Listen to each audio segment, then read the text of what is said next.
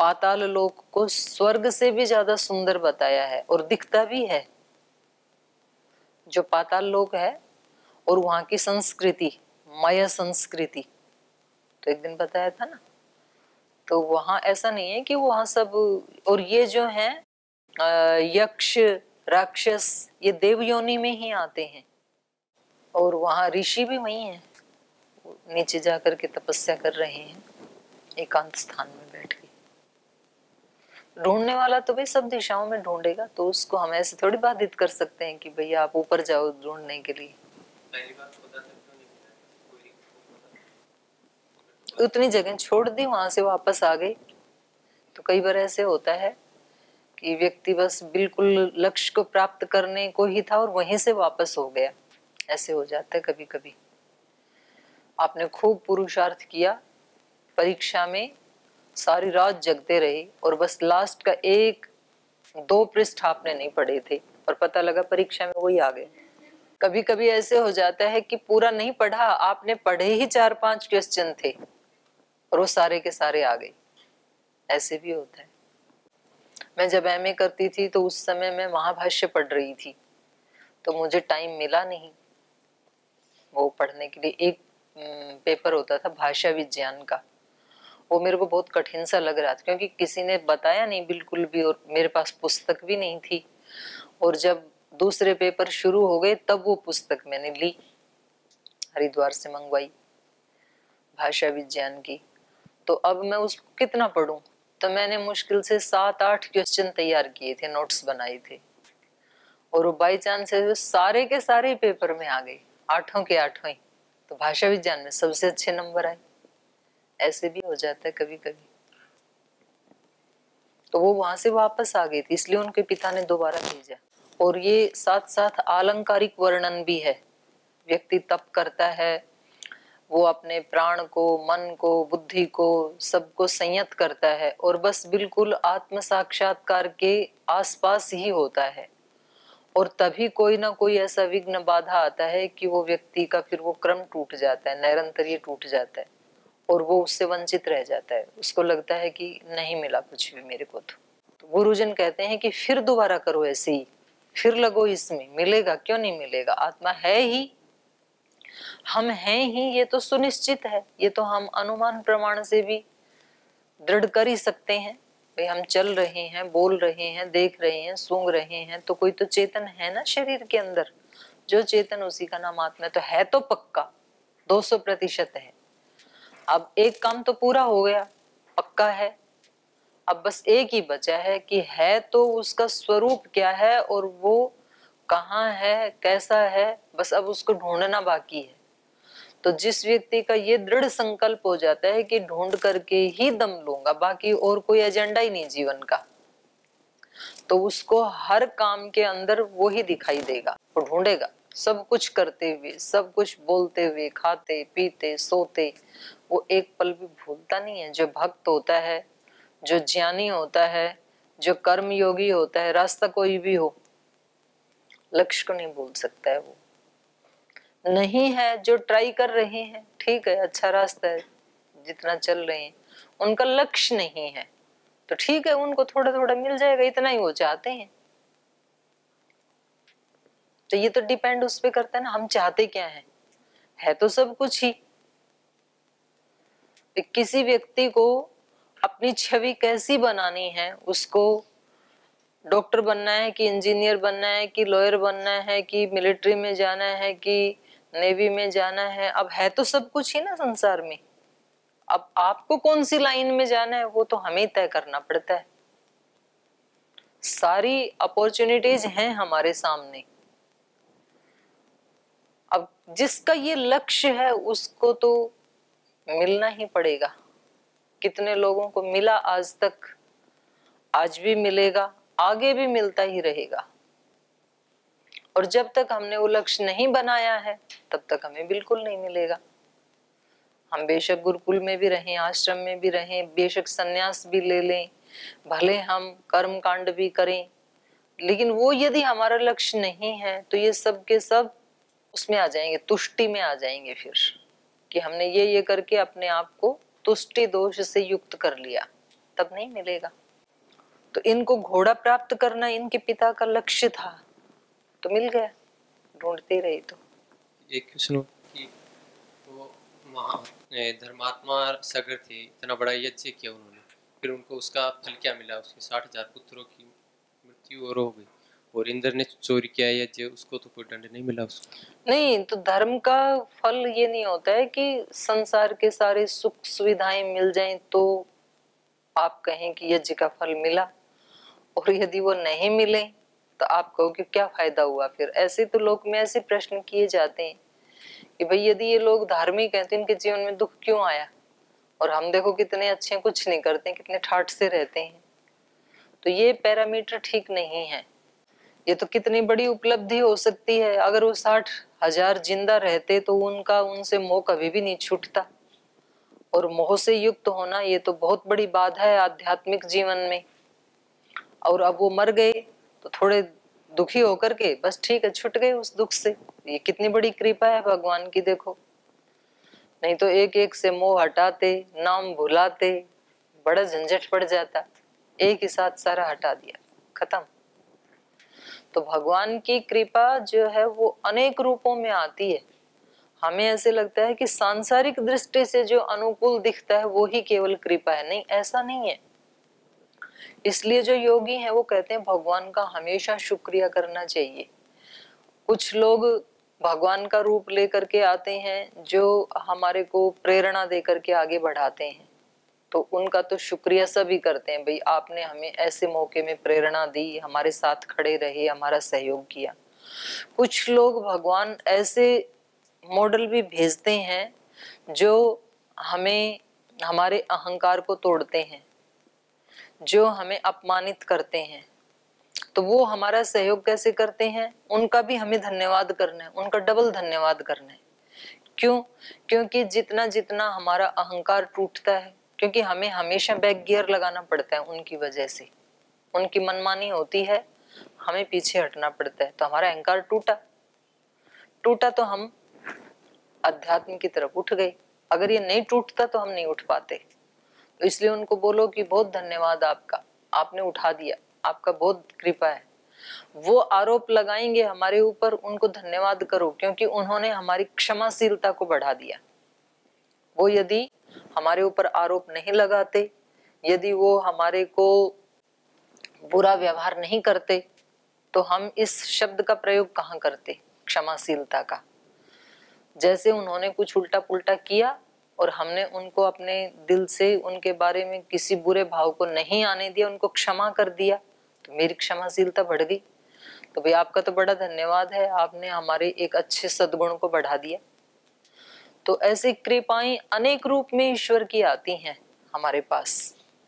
और बस साधक का, योगी का एक ही दृढ़ विश्वास होता है, दृढ़ श्रद्धा होती है कि जो कुछ भी आए वो सब भगवान का प्रसाद है, वो सब कुछ उसकी कृपा है।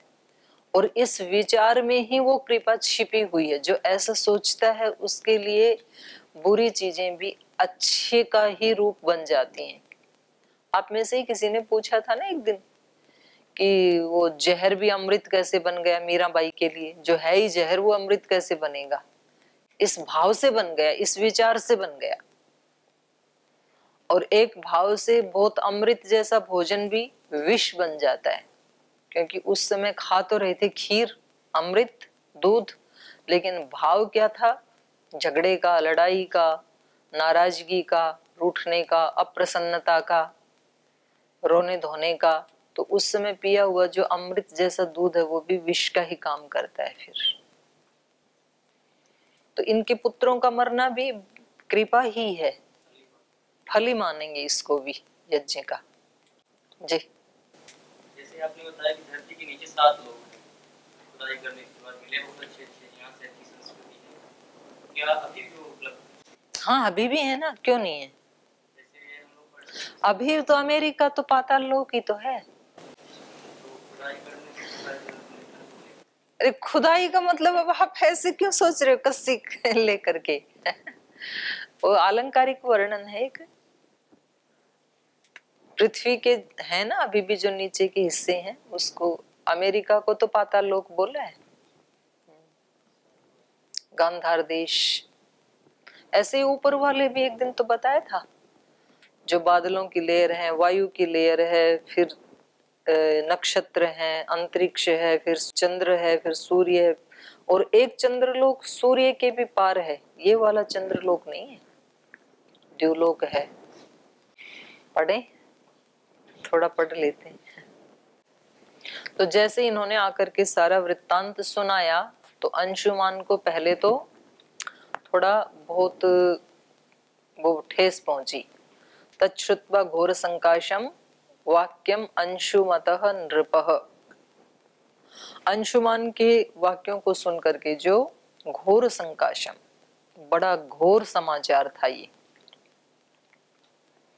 तो उनको थोड़ा कष्ट हुआ। तच्छ्रुत्वा घोर संकाशम वाक्यम अंशुमतः नृपः यज्ञम निर्वर्तयामास। लेकिन फिर संभल गई कि मैं यज्ञ में दीक्षित हूं और मुझे अपने यज्ञ को पूरा करना है, तो उसको निर्वर्तयामास, उसको संपन्न किया। यथा कल्पम यथा विधि, जैसा उसकी विधि थी, विधान था, और जैसी उसकी संकल्पना थी, उसके अनुसार यथा कल्पम, जैसा विधान था, यथा विधि, जैसी उसकी विधि थी, उसके अनुसार ही उस यज्ञ को उन्होंने संपन्न किया।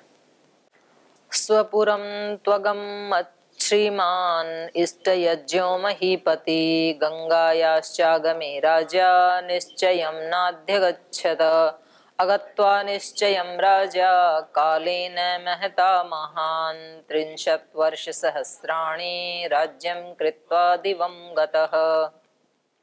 तो इस प्रकार से यज्ञ को संपन्न करके स्वपुरम तो अगम श्रीमान, अपने स्वपुर में अगम चले गई। श्रीमान, श्री से युक्त, श्रीमान इष्ट यज्ञ महीपति, जो महीपति राजा हैं, वो उस इष्ट यज्ञ को, अश्वमेध यज्ञ को पूरा करके स्वपुरम तु अगम, अपने नगर में चले गए, अपने महल में चले गई। गंगायाश्च आगमे निश्चयम न अध्यगच्छत राजा, और उन्होंने सोचा कि अब किस उपाय से गंगा को लाया जाए तो वो मेरे पुत्रों का उद्धार करे। तो ऐसे ही वो सोचते रहे, लेकिन कोई निश्चय नहीं कर पाए वो। गंगायाश्च आगमे राजा न निश्चयम आगच्छत, निश्चयम न आगच्छत, निश्चय नहीं कर पाए कि गंगा को कैसे उतारा जाए, कैसे लाया जाए यहाँ तक, क्योंकि वो पाताल लोक, गंगा पूरी स्वर्ग लोक में, तो बहुत ज्यादा डिस्टेंस हो गया। कैसे लाएं, ऐसे सोचते तो बहुत थे कि कैसे लाएं, लेकिन ला नहीं पाई, जीवन भर नहीं ला पाई राजा सगर। अगत्वा निश्चयं राजा कालेन महता महान् 30 वर्षसहस्राणि राज्यं कृत्वा दिवं गत। राजा निश्चयम अगत्वा, निश्चय नहीं कर पाई, जीवन भर सोचते रहे कि कैसे लाऊं कैसे लाऊं, लेकिन नहीं ला पाई। निश्चयम अगत्वा महता महान कालेन, बहुत काल तक, लंबे काल तक ऐसे सोचते रहे, जीवन भर, जो उनका काल बचा जीवन का, पूरे जीवन भर सोचते रहे, लेकिन वो निश्चय नहीं कर पाई कि लाया कैसे जाए। तो इस प्रकार सोचते हुए कितने वर्ष बीत गए? 30 वर्ष सहस्राणी। तो यहाँ सहस्त्र का अर्थ कहीं हजार होता है, कहीं कहीं एक वर्ष के लिए भी सहस्त्र शब्द का प्रयोग किया जाता है। तो यहाँ 30 वर्ष, सहस्त्र का मतलब एक वर्ष, ये करना ज्यादा उचित लग रहा है। तो 30 वर्षों तक इन्होंने राज्य किया। राज्यम कृत्वा दिवं गत, 30 साल सोचते रहे, लेकिन कोई उपाय सूझा नहीं इनको। स्वर्ग सिधार गए 30 साल में, जीवन पूरा हो गया। तो कुछ ऐसे भी व्यक्ति के निश्चय होते हैं, ऐसे भी कर्म होते हैं कि वो सोचता तो रहता है कि करूंगा करूंगा करूंगा, लेकिन बातों ही बातों में बीती रे उमरिया, बीत जाती है। जब पहले व्यक्ति सोचता है कि कुछ जीवन के जो आवश्यक कार्य हैं उनको निपटा लूं, बाद में तो भजन ही करना है और क्या करना है, लेकिन बाद में ना तो उसमें शक्ति रहती है, और परिस्थितियां क्या बनेंगी वो इसको आज एहसास नहीं होता है, क्योंकि ये व्यक्ति जो अपने वृद्धावस्था का जो नक्शा बनाता है वो आज के स्थिति को ध्यान में रख करके बनाता है। उसको लगता है कि 2 बच्चे हैं, इनको पढ़ा लिखा देता हूँ, 2 हैं या 3 हैं, फिर ये नौकरी लग जाएंगे तो बस जिम्मेदारी खत्म। और मकान नहीं है तो एक अच्छा सा मकान बना देता हूँ।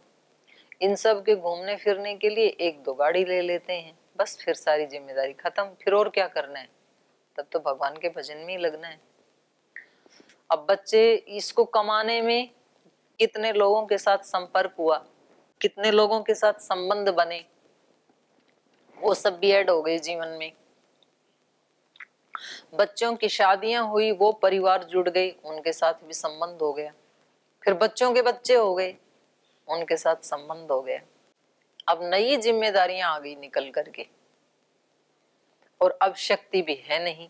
बल्कि अब फिर जब ऐसा हो गया ना, क्योंकि मैं अपने संगठन में देखती हूँ ऐसे बहुत सारी ऐसी हमारी बहनें बोल जी बस इनके बच्चों की शादी कर दूं, फिर तो मैं 100% टाइम दिया करूंगी, जिम्मेदारी खत्म। अब वो सब हो गया। अब मैं उनसे पूछती हूँ कि अब तो निकलो घर से। बोल जी वो पहले वाला अच्छा था, अपने बच्चों को तो कह के दरवाजा बंद करके निकल तो जाया करते, अब बहुएं आ गई, इनको नहीं छोड़ सकते, डर के रहना पड़ता है। लो कर लो सेवा। फिर एक आधी के तो बच्चों के बच्चे हो गए, बोल जी अब इनकी जिम्मेदारी आ गई, अब छोड़ के कैसे जाएं। अपने वालों को तो छोड़ जाया करते, अब बहू वाले बच्चों को छोड़ के नहीं जा सकते, रोटी तो खानी है।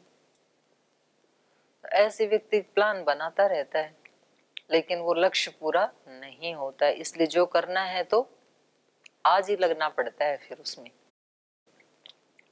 जिसको मोक्ष प्राप्त करना है तो वो मोक्ष आज ही प्राप्त करना पड़ेगा। यह चेद अवेदित अथ सत्यमस्ति, न चेद यह अवेदित महति विनष्टि। आज यदि प्राप्त नहीं किया, जैसा जीवन आप जीना चाहते हैं, उच्च जीवन, सात्विक जीवन, पवित्र जीवन, आध्यात्मिक जीवन, आज यदि जी लिया तब तो ठीक है, जो जो आपने सुना था। और यदि आज नहीं जिया, आगे के लिए पेंडिंग कर दिया, तो महति विनष्टि है। फिर जो करना है तो आज करना पड़ेगा, इन्हीं परिस्थितियों में करना पड़ेगा, तब तो आप कल और अच्छे से कर पाओगे। आज नहीं जिया तो कल की आशा मत करना। फिर कल तो होता ही नहीं कभी भी, आज ही होता, आज का ही अस्तित्व है, कल का कोई अस्तित्व नहीं, ना आने वाले का अस्तित्व है, ना बीतने वाले का अस्तित्व है। कल कुछ नहीं होता है, आज ही होता है, अभी नहीं तो कभी नहीं। इसलिए संध्या के मंत्रों में कहा जाता है धर्म अर्थ काम मोक्षाणाम सद्य सिद्धि भवे नह। नह हमारे लिए धर्म अर्थ काम मोक्ष चारों की सिद्धि सद्य सिद्धि भवेत।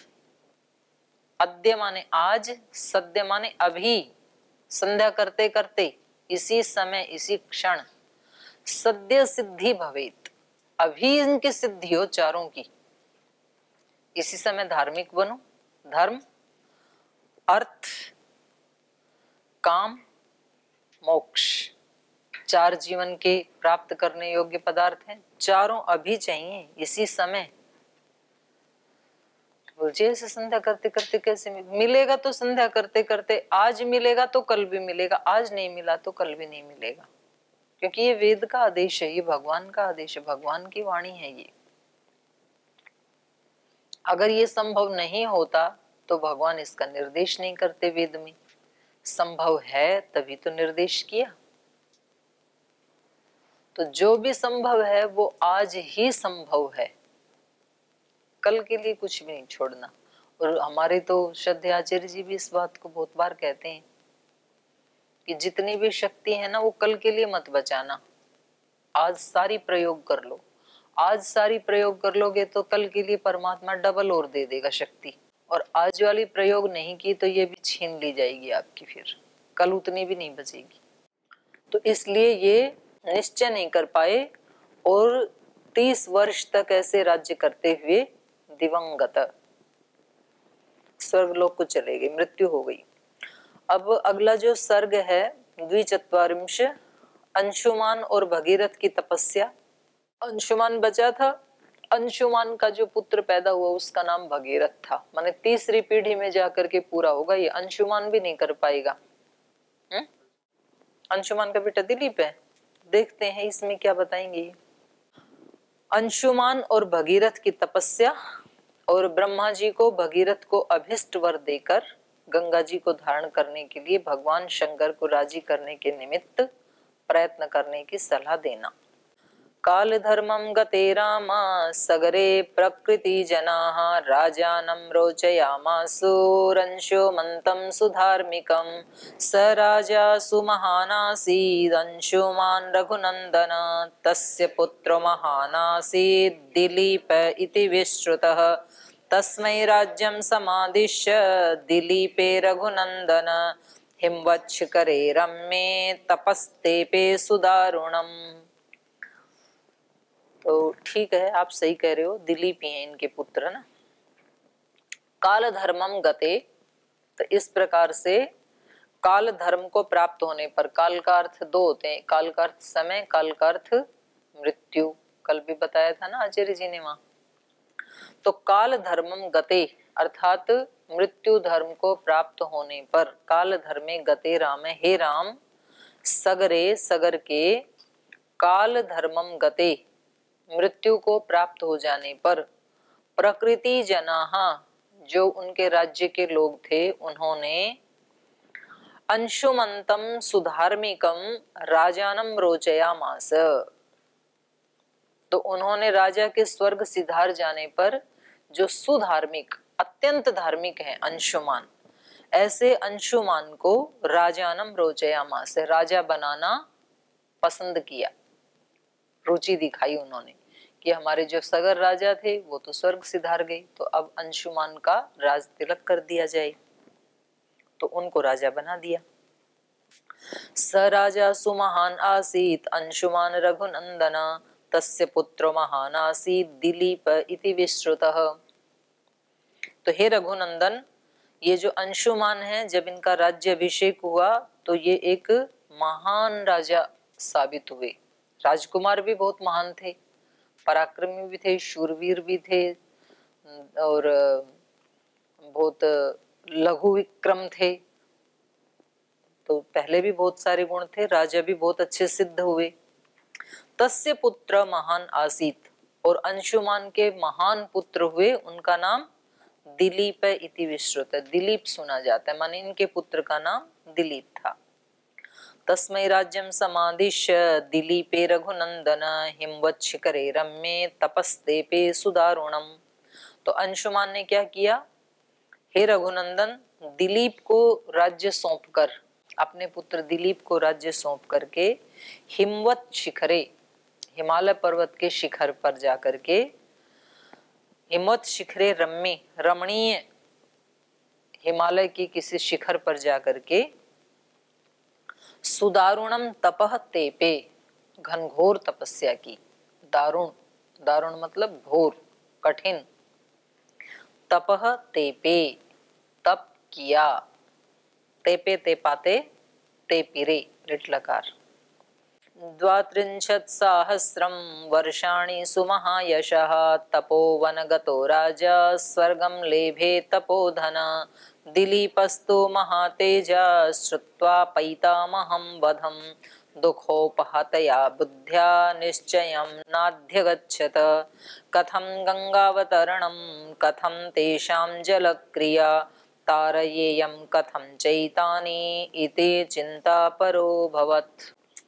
तो 32 वर्षाणि, 32 वर्ष तक, यहाँ भी सहस्त्र का अर्थ हम वर्ष ही करेंगे, तो 32 वर्ष तक सुमहायशा तपोवन गतो राजा, 32 वर्ष तप करते रहे, कौन, अंशुमान। और उसके बाद राजा तपोधन राजा स्वर्गम लेभे, वो भी स्वर्ग को चले गई। 32 साल तप किया, खूब घनघोर तपस्या की, उसके बाद तप ही धन है जिसका, ऐसे महातपस्वी अंशुमान स्वर्गम लेभे, स्वर्ग को प्राप्त हो गई। उसके बाद दिलीप ने क्या किया, ये फिर कल पढ़ेंगे, आज यहीं विराम देते हैं पाठ को।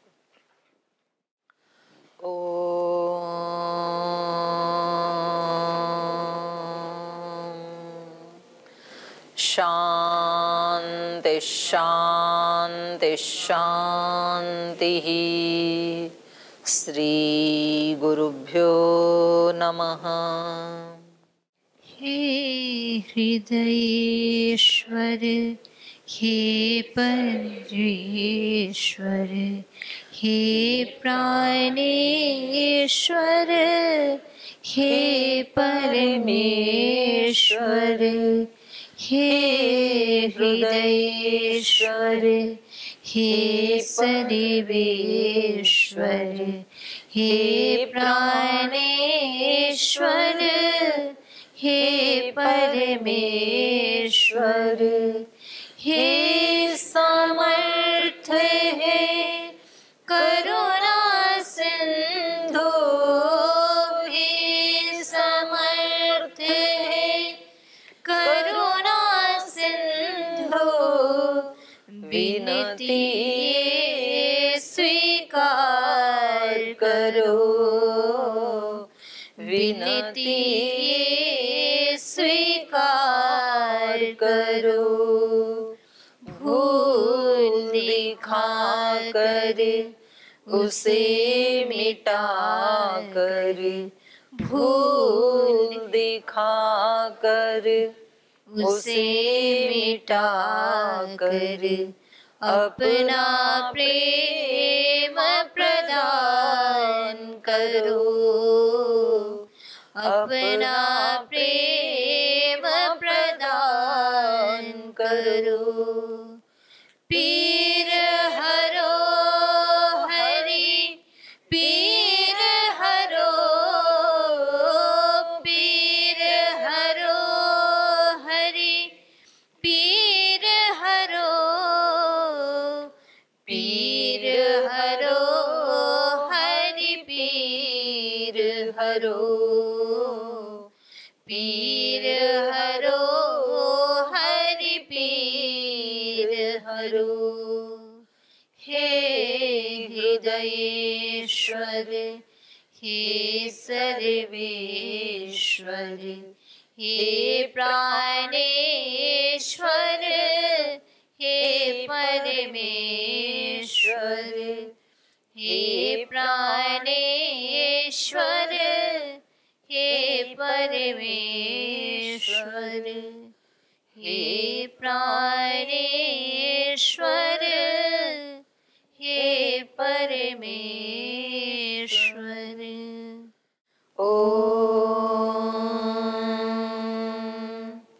श्री गुरुभ्यो नमः।